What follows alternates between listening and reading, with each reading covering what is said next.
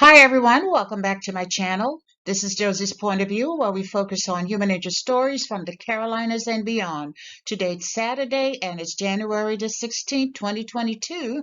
Thank you so much for tuning in. If you're new to my channel, I'd like to extend to you a warm welcome. Thank you so much for stopping by. And if you're a returning viewer, by all means, thank you for coming back. You know, I always say the tide changes so frequently here on the YouTube streets, so you have to acknowledge where your support comes from, and I sincerely thank you for your support. Feel free to like and to share this video, and don't forget to subscribe. Thank you. And our story today takes us back to the city of Fayetteville here in North Carolina. Take a look at the headline. And it reads, The Death of Jason Walker, Release of Segments from Police BodyCam. I'll provide you with a summary here, and as always, I'll place links to a few of the full articles in the description box. This case has been trending all week, and I'm sure by now you've heard all about it. Jason Walker, a 37-year-old African-American man, was shot several times and killed on Saturday of last week. His death has created anger. There's been marches. There've been calls for justice, and there's been distrust for the police because of what witnesses have reported. Specifically, it was stated that Jason was walking across the street when he was hit by a truck, and when he fell on the windshield of the truck, he was shot by the driver of that truck. To go a bit further, a witness stated the driver fired first from inside the truck, then came out and fired several more shots. That's what one witness said. But was that the truth? Now, the driver of the truck is a lieutenant with the Cumberland County Police Department. He was off duty at the time this shooting occurred, and he has maintained all along that Jason jumped upon the hood of his truck, and that Jason broke off one of the windshield wipers and began using it to repeatedly hit the windshield. That's when he said he shot him. Now, his wife and his daughter were in the truck, and he stated he was protecting his family.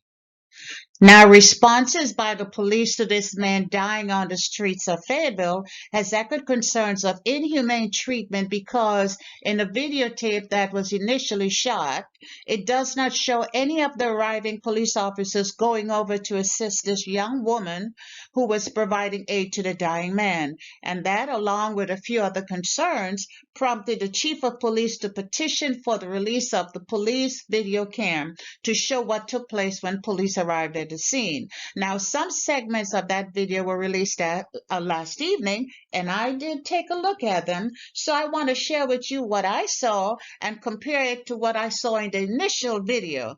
And before wrapping up, I'm going to have a few choice words for one of our self-identified eyewitnesses. So this is what I saw. Now, the first segment of the first video does not begin at the point where officers actually arrive on the scene. It starts a bit later on, so it does not really cover what happened in the first few minutes. I saw an officer asking about witnesses in that body video cam.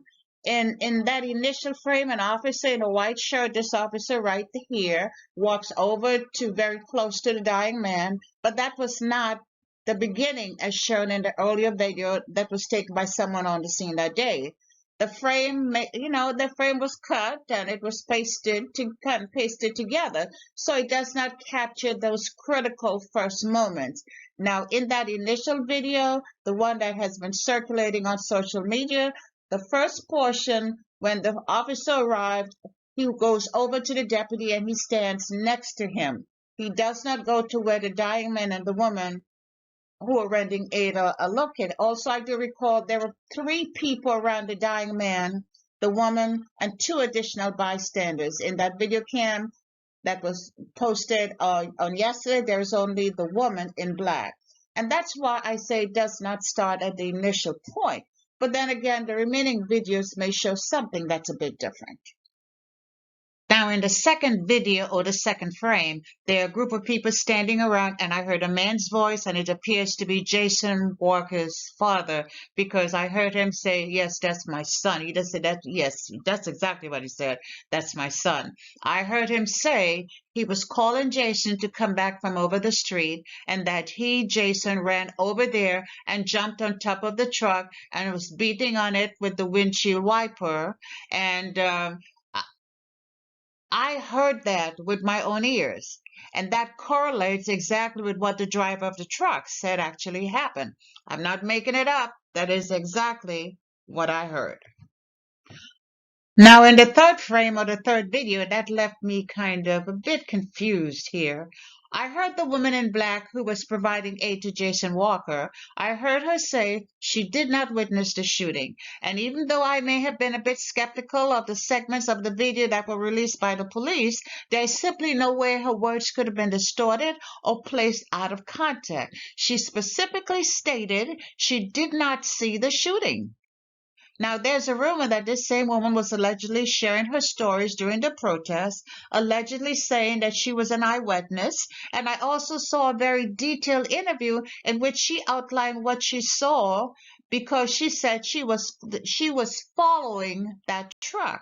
Now, that was a very detailed interview with one of the major news sources, and I even talked about it in my last video because she had a lot to say and she spoke with conviction during that interview. So now I have a few choice words for the self-identified eyewitness, and I'm talking about Elizabeth Ricks. So Elizabeth, come on out wherever you are, girl. Let me ask you this question. Just what the hell was all that about? How could you go from saying you did not see what happened? That's what you said in that video that's been released by the police. They didn't change it. That's exactly what you said. So how can you go from saying you did not see what happened to participating in very detailed interviews where you spoke with authority about what you saw and what you did? So which version of the truth is correct? That's what I'd like to know. And I'm not asking for a friend, Elizabeth. I'm asking for myself because I want to know. Now, I'm not questioning what you did at the scene. I am not questioning the immediate support you provided to that dying man at the scene. I watched that on the initial video, and I even commented that, about how brave you were and how I was so proud of what you had done for that dying man. No, but girl, you have created a mess, and you need to get back out here and clean it up. Yes, it's a mess. I'll take a step further. It's one hot damn mess. Seems to me, and I have to say allegedly here, but what you were saying is true. We could see you didn't have a lot of support help, but I'm just wondering whether or not you just got caught up in the moment and your story grew legs and became larger and larger with each version of it that you told. I watched this video several times. Several times I look at it. I looked at it though.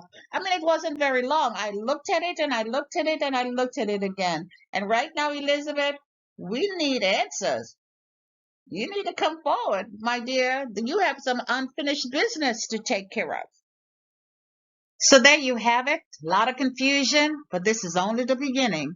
And that's essentially my overview of what I saw on that police dash cam video.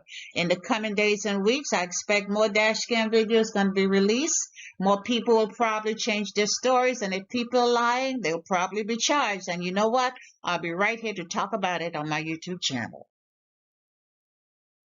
And that's all I have for you right now. Feel free to leave me a comment below and let me know what you think about this video. And by all means, feel free to like and to share it. And if you haven't done so already, I want to invite you to subscribe to my channel by clicking on that red subscribe button. It's at the bottom right-hand corner of your screen. And if you click on this notification bell right here, you'll be the first to know whenever a new video is uploaded. I thank you for watching, and I'll talk to you soon. Bye.